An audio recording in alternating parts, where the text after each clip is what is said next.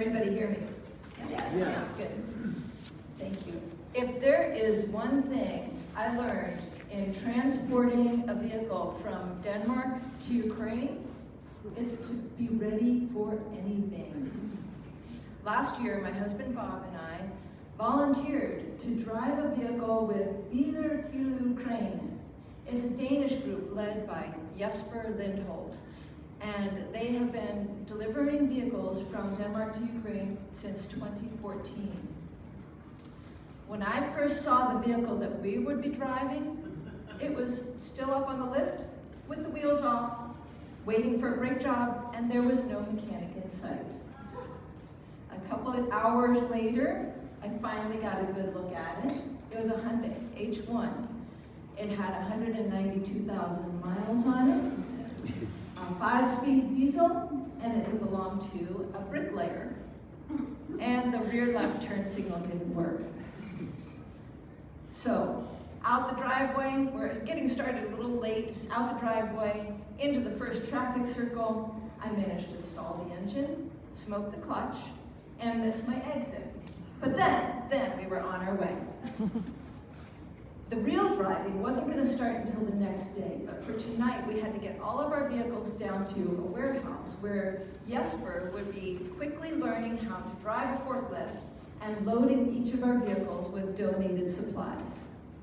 As Jesper was shoehorning a pallet full of first aid kits into the back of our van, I saw that we had a flat tire. So we got it fixed, and the next morning it was good. So we were on our way, starting down the road at 7:30 in the morning. As car number 2, my job for the day and the next 2 days was to keep car number 1 close in front of me and car number 3 in sight behind me. Each vehicle had a radio, and Bob was in charge of the radio. I was a little bit nervous about the Autobahn, and it turned out not to be a problem at all. The road was in excellent condition all the way to the Ukraine border. We were all instructed to bring our own food because we'd be eating as we drove. The only stops were for fuel and bathroom breaks, coordinated, carefully coordinated. And I was a little bit nervous about whether my bladder was going to hold up. Turned out some of our stretches were 5 hours long with no breaks. Turned out not to be a problem because my bladder was younger than most of the other bladders in the group. So we managed to get going, and I was a little nervous about the afternoon long stretches, and I was worried about falling asleep. And I managed to keep myself awake by carefully drinking, sipping coffee. And that kept me awake all afternoon, but it didn't keep me awake at nighttime. It was a long, long day, 7:30 until 11:30 at night. We had driven over 800 miles, about from here to Denver. So it was a very long day. Is that someone's hearing? We're experiencing a very interesting whistling. Yes. I think it's a hearing aid. Hearing aid. Oh, okay. Okay.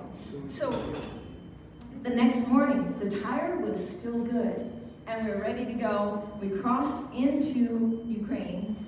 My car made it through customs just fine, with no problems, but one of our vehicles didn't clear the paperwork. So as we were waiting at a nearby fuel station, there was another caravan full of cars coming from Ireland.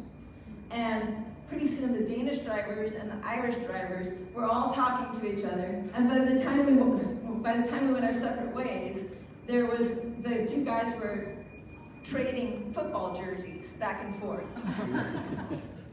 So, Ukraine does not have autobahns. In fact, the highways there are very poorly maintained. That's not a priority right now. So we were slaloming our way down a country road full of potholes. And we got word on the radio that one of the cars had hit a pothole, and the translation that we got was that the engine dropped out.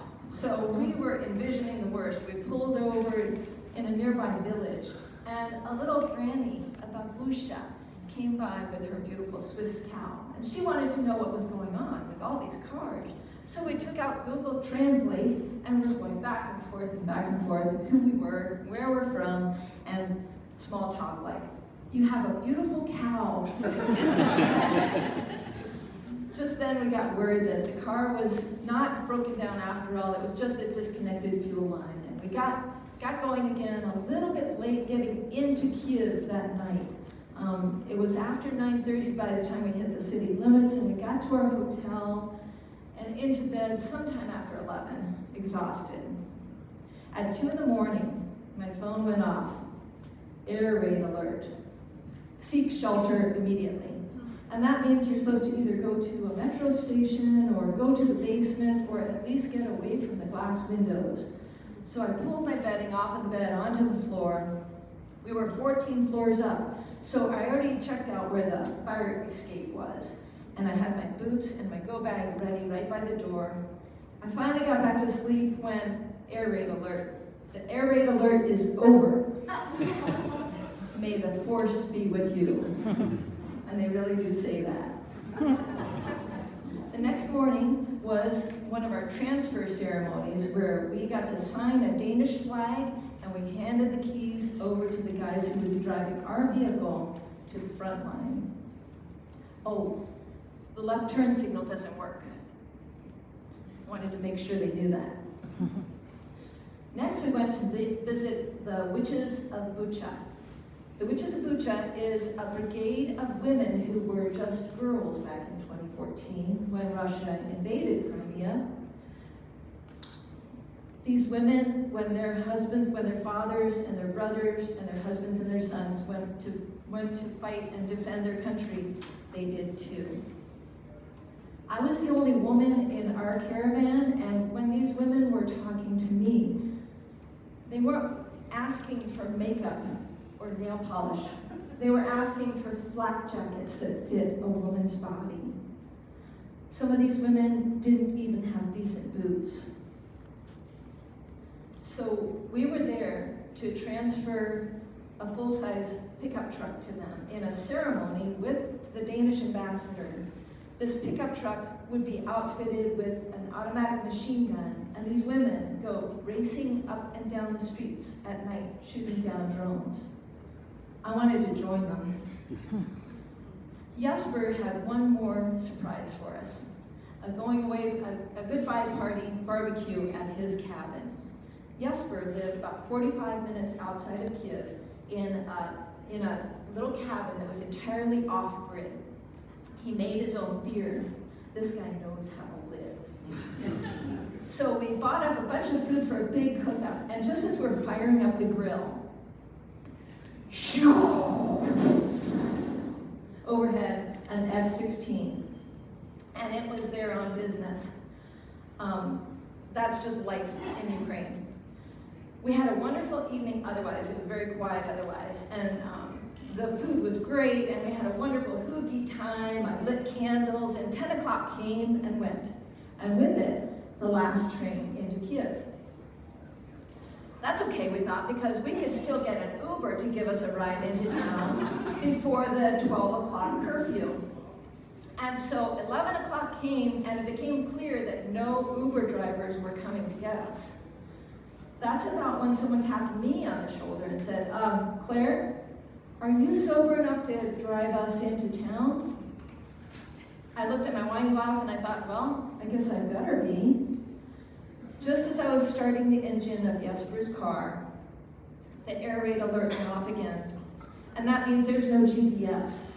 So the three drunks in the back seat were gonna have to navigate me into their hotel. We made it, but just barely. If driving at night in Kiev is crazy, driving at night 10 minutes to midnight is absolute mayhem. People are jumping out in front of your car trying to hitch a ride in order to get off the street.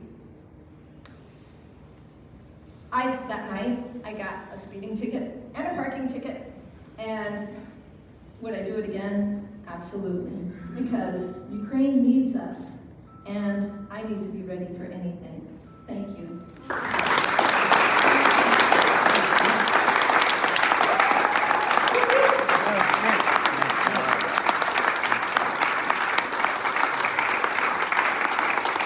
That's one wild one. One wild, one more. Yeah.